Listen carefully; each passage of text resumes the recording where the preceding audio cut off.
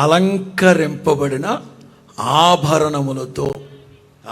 Sale సమాజం లాగమాక ఏమాక పెద్ద ముసుకింద name of Jesus.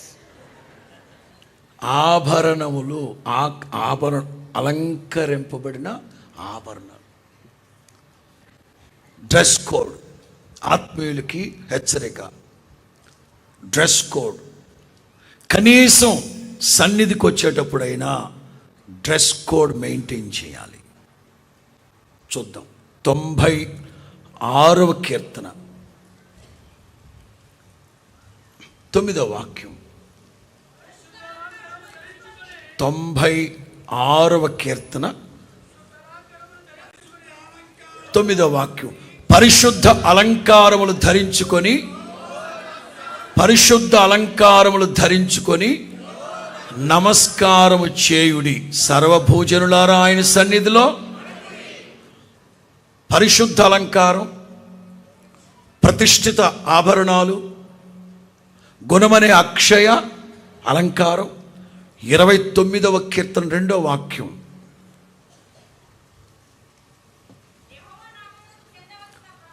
ఇరవై 29వ కీర్తన 2. యెహోవా నామమునకు చెందవలసిన ప్రభావమును ప్రతిష్ఠితములగు ఆభరణములు ధరించుకుని ఆయన ఎదుట. ఈ అలంకారం జాగ్రత్త, ఎదగాలి. స్త్రీలైన పురుషులైన డ్రెస్ కోడ్.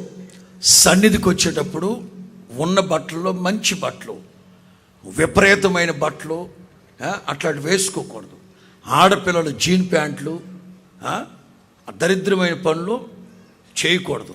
మగపిల్లలు సిరిగిపోయిన ప్యాంట్లు, తార్పాలు పట్టలు లారీల మీద కప్పుతారే, ఇట్లాంటి దరిద్రం కాదు. రౌండ్ నెక్ టీషర్ట్లు, నల్లటి టీషర్ట్లు, పుర్రి బొమ్మ, 2 ఎముకలు ఇట్లుంటాయి, అవి కాదు.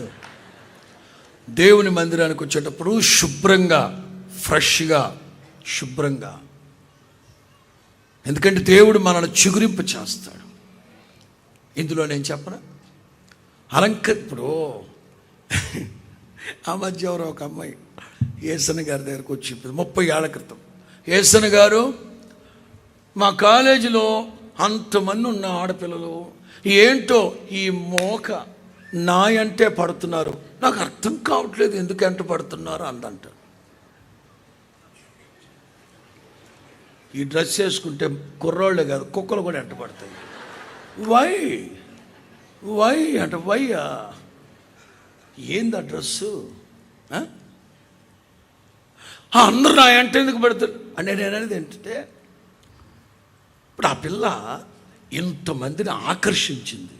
అర్థమవుతుందా? నేను అదే చెప్తున్నా. నేను మిమ్మల్ని వృద్ధిలోకి తెస్తాను, ఆభరణముల చేత అలంకరిస్తాను.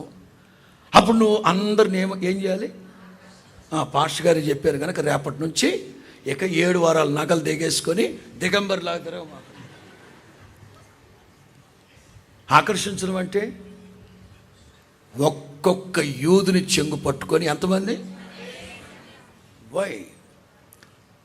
ఎట్లా ఆకర్షించారు దేవుని బిడ్డలు?